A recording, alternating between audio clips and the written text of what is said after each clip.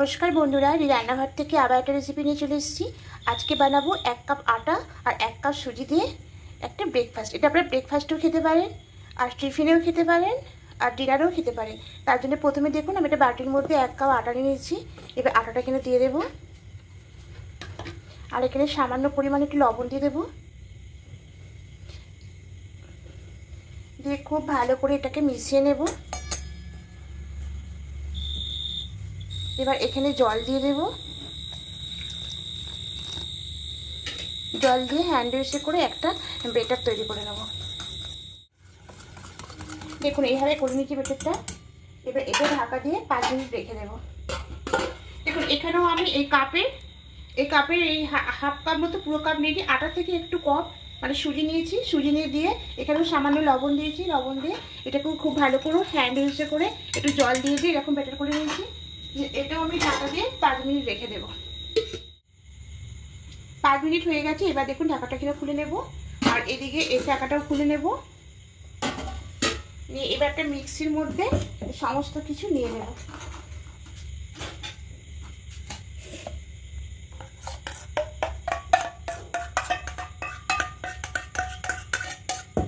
আটাগুলোটাও নিয়ে নিলাম। এবার সুজিগুলোটা নিয়ে নেবো।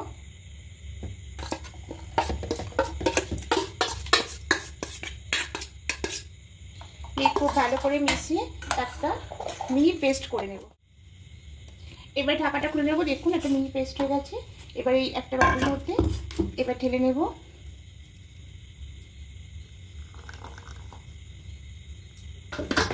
দেখুন পেস্ট ঠিক এরকম হবে। এবার এখানে দিয়ে দেবো একটি বেকিং পাউডার।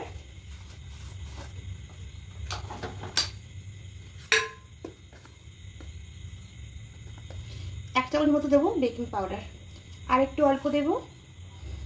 বেকিং পাউডার যদি না থাকে আপনারা এখানে ইনোটাও দিতে পারেন। এবার খুব ভালো করে হ্যান্ড ওয়াশের সঙ্গে মিশিয়ে নেব। দেখুন বেকিং পাউডার দিতে পরে কতটা এখন ফুলে ফুলে এসছে।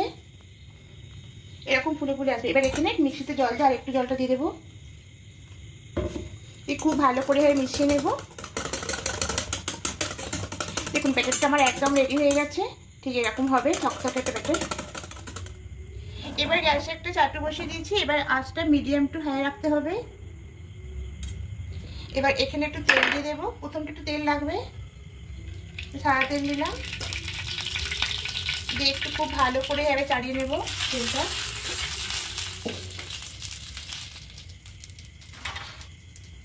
এবার যে কোলাটা করেছিলাম এবার এখানে দিয়ে দেব।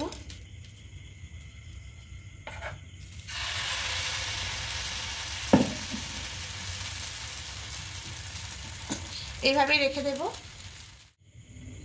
দেখুন উপরটা ভালো করে দেখুন কত সুন্দর বাবলস দেখা যাচ্ছে। এটা পুরোটাই হয়ে আসবে তখন ভাববো এটা হয়ে গেছে। আর একটু হবে। দেখুন এইভাবে হয়ে গেছে। এবার এটা উল্টে নেব। উল্টাতে হবে না। আর একটা করে নেব।